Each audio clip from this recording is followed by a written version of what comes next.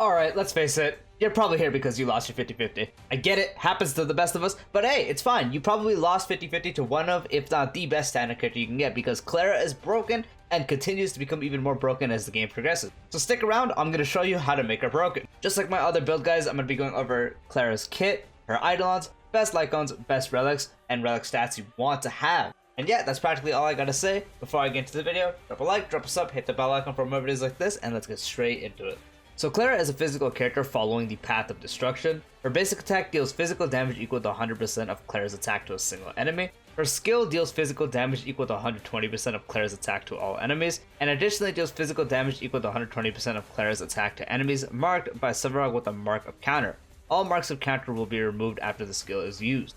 For her ultimate, after Clara uses ultimate, damage dealt to her is reduced by an extra 25%, and she has greatly increased chances of being attacked by enemies for 2 turns. In addition, Sevarog's counter is enhanced. When an ally is attacked, Sevarog immediately launches a counter, and its damage multiplier against the enemy increases by 160%. Enemies adjacent to it take 50% of the damage dealt to the target enemy. Enhanced counters can take effect 2 times. For talent, under the protection of Sevarog, damage taken by Clara when hit by enemy attacks is reduced by 10%. Sevarog will mark enemies who attack Clara with his mark of counter and retaliate with the counter, dealing physical damage equal to 160% of Clara's attack. So Clara's main source of damage is these counters. Often you will be getting hit and there are greater chances to get hit. So when she gets hit, she does retaliate with the counter.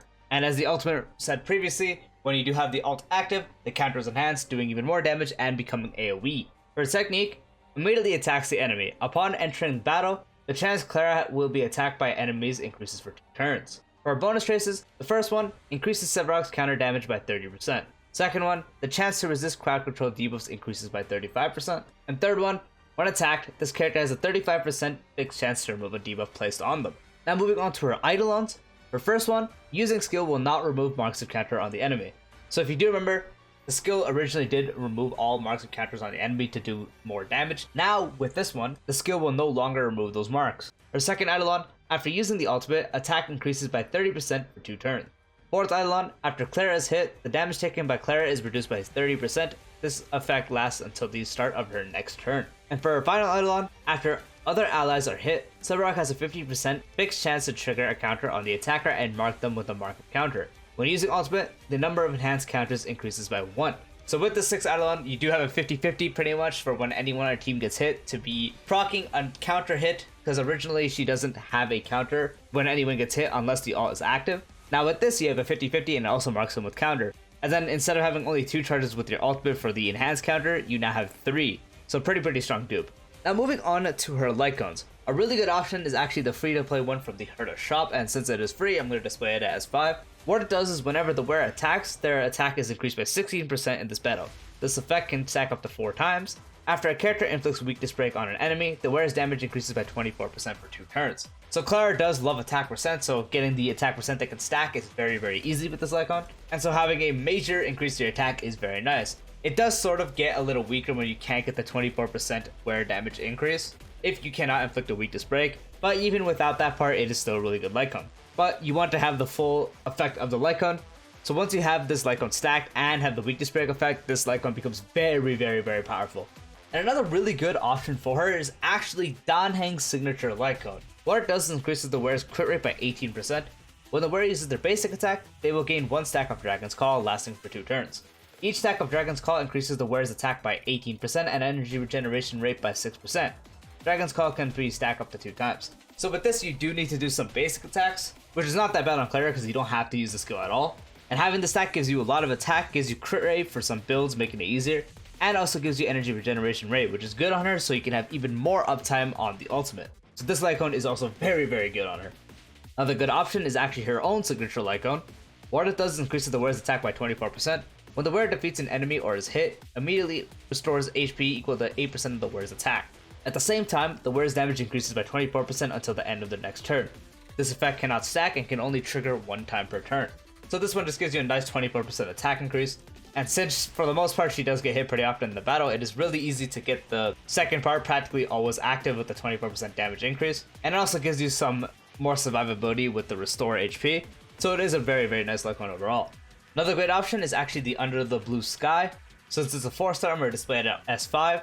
What it does is increases the wearer's attack by 32%. When the wearer defeats an enemy, the wearer's crit rate increases by 24% for 3 turns. The 32% attack, again, Clara loves attack, so this is really good. And when you do defeat someone, you get a big bonus to your crit rate. Assuming you can actually have this active, this Lightcone becomes really good because a lot more crit rate, a lot better, more crits, obviously will always be better. And another good 4-star option is actually a Secret Vow. Again, 4-star, so I'm going to display it as 5. What it does is increases the damage dealt by the wearer by 40%. The wearer also deals an additional 40% of damage to enemies whose HP percentage is equal to or higher than the wearer's current HP percentage. So, nice to increase the damage dealt, and it gives you even more of a damage dealt, which, for the most part, most of this game will have higher HP percentage than you.